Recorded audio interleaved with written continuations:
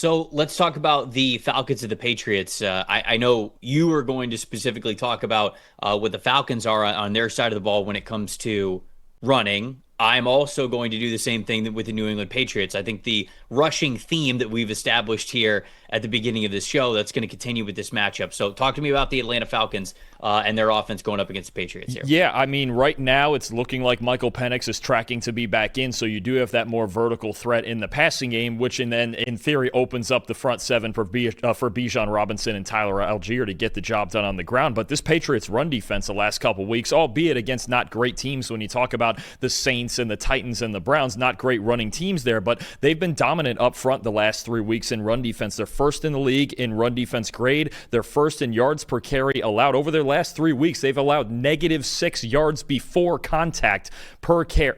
Actually, I should say total, and they're first in it per carry allowed. Explosive run rate, first best in that, lowest in the NFL, fifth in yards per carry allowed total. You look at especially Robert Spillane at that linebacker level, and he's going to be big. When you talk about Bijan Robinson getting on the second level and making people miss, he leads the league in missed tackles forced, but Spillane has the third best run defense grade of any linebacker in the league. I thought he was arguably the best player on the field last week.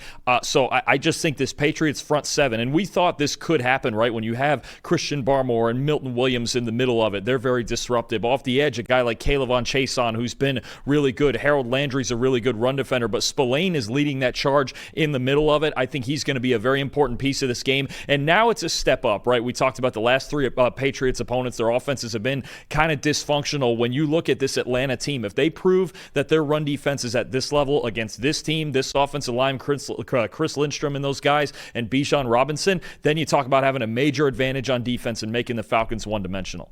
Yeah, we've talked about that a lot. Whenever the Falcons offense, it feels like, has been too predictable and just has not utilized Bijan Robinson, excuse me, even as a threat, right? It's sometimes less about his overall output and just the fact that, okay, this team is utilizing play action less than any team in the NFL. And that's hard to believe with a player that they all talk about in Atlanta like they believe he's the best offensive player, one of the best offensive playmakers in the league.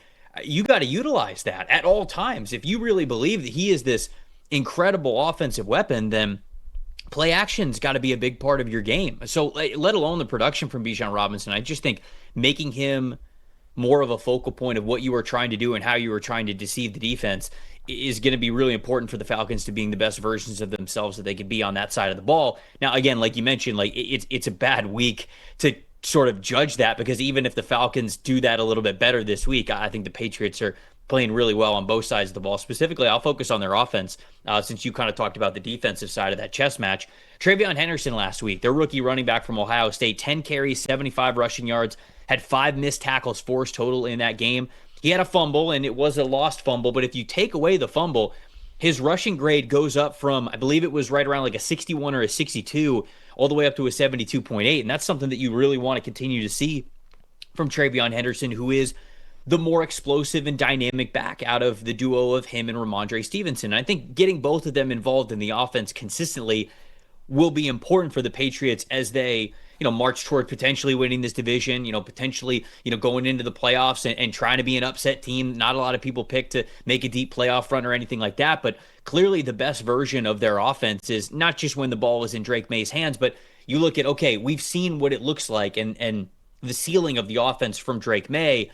How do we increase the efficiency elsewhere around him? And I really do believe that's in the run game. And efficiency is, I guess, one word that I obviously would use, but being dynamic is another one. And I think that Henderson gives you that explosive ability. So him being more involved in this offense, hang on to the football, Travion. We want to continue to see you in this offense. You got to hang on to the football. Make sure that you're not fumbling. Make sure you're not getting in the doghouse, because it felt like there was a little bit there. I can't remember which week it was, early parts of the season, when they were starting to lean a little bit more into Travion Henderson, and then he just kind of got in the doghouse just because I think he had an earlier fumble earlier in this season, and then bad in pass protection as well, which is a reason why he wasn't getting on the field on those late downs and passing situations. So the more he is on the field in a reliable fashion, I just think that only raises the ceiling for this Patriots offense. Ultimately, I don't think that the Falcons defense has enough to slow them down.